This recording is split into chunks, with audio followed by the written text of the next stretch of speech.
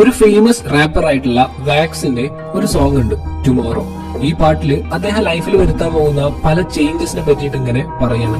ഞാൻ ഇനി സ്മോക്ക് ചെയ്യില്ല, ആൽക്കഹോൾ യൂസ് ചെയ്യില്ല, ഡിസിപ്ലിൻഡ് ആവും, ഫോക്കസ്ഡ് ആവും, മെന്റൽ ഹെൽത്ത് ഇംപ്രൂവ് ചെയ്യും. അങ്ങനെ ലൈഫിൽ കൊണ്ടുവരാൻ പോകുന്ന ഒരുപാട് നല്ല നല്ല ചേഞ്ചസിനെ പറ്റിയിട്ട് ഇങ്ങനെ പറയാണ്. പക്ഷേ ഇത് എന്ന് മുതലാണ് നടപ്പിലാക്കുക എന്നറിയോ?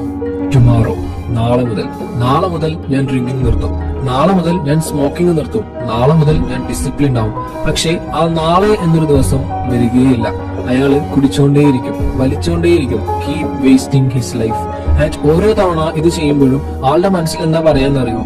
ഇത് കുഴപ്പമില്ലടാ, ലാസ്റ്റ് ആയിട്ടല്ലേ, അവസാനമായിട്ടല്ലേ, ഇന്ന് ഇതൊക്കെ നിർത്തല്ലേ, നാളെ മുതൽ ഒന്നുമില്ലല്ലോ. ഇങ്ങനൊരു ജസ്റ്റിഫിക്കേഷൻ മനസ്സിലുണ്ടാവും.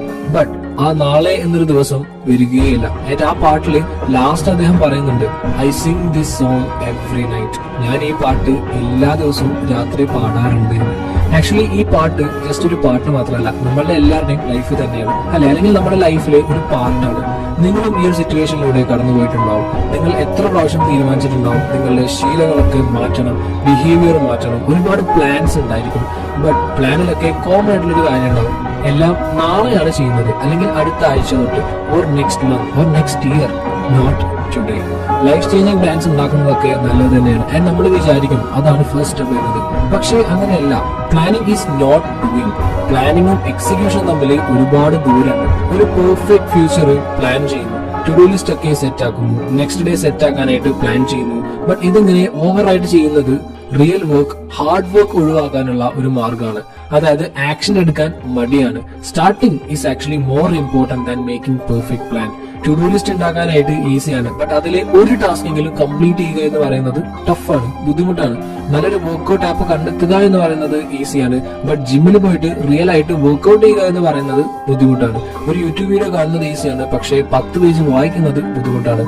നമ്മൾ നല്ല പ്ലാൻസ് ഉണ്ടാക്കാനും മോട്ടിവേറ്റ് ചെയ്യാനും വലിയ ചേഞ്ചസ് പ്രോമിസ് ചെയ്യാനും ഒക്കെ ടൈം സ്പെൻഡ് ചെയ്യും. ബട്ട് ആക്ച്വൽ ചേഞ്ച് കൊണ്ടുവരാനുള്ള കാര്യങ്ങളൊന്നും ചെയ്യില്ല.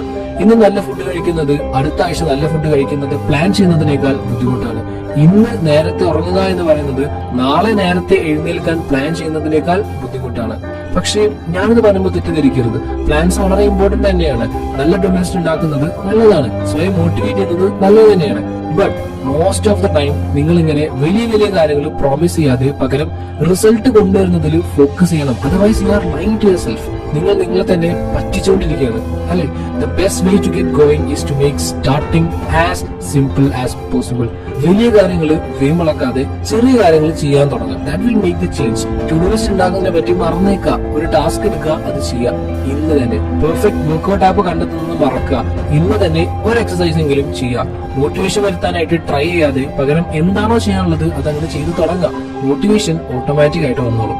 ഞാൻ ഇന്ന് കൂടി എന്റെ ബാഡ് ഹാബിറ്റ്സ് ഫോളോ ചെയ്യാം, നാളെ മുതൽ എല്ലാം നിർത്താം ഇന്ന് നിങ്ങൾ ചിന്തിക്കരുത്. Because you will fail, you will break, you will find excuses.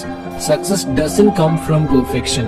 വലിയ വലിയ സ്റ്റെപ്പ് വയ്ക്കുക എന്നുള്ളതല്ല, പകരം ചെറിയ ചെറിയ സ്റ്റെപ്സ് എടുത്ത് പഠിക്കുക. It will eventually add up, എല്ലാം കൂടി ജോയിൻ ആവും ആൻഡ് ഒരു ഹ്യൂജ് ഡിഫറൻസ് ഉണ്ടാക്കുകയും ചെയ്യും.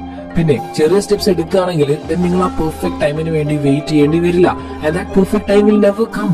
നിങ്ങൾക്ക് എത്ര എക്സ്ക്യൂസസ് വേണമെങ്കിലും പറയാം, പക്ഷെ അവസാനം വേദനിക്കാൻ പോകുന്നത് നിങ്ങൾ തന്നെയായിരിക്കും. വാക്സിൻ നിങ്ങളെ പറ്റിക്കാൻ വേണ്ടി പറയുന്ന ഏറ്റവും വലിയ കാര്യം നാളെ എന്നതായിരിക്കും. So stop lying to yourself. നിങ്ങൾക്ക് ബെറ്റർ ആവണോ? then don't talk, don't plan, don't wait for inspiration. Do one thing today that will bring you closer to your goal today.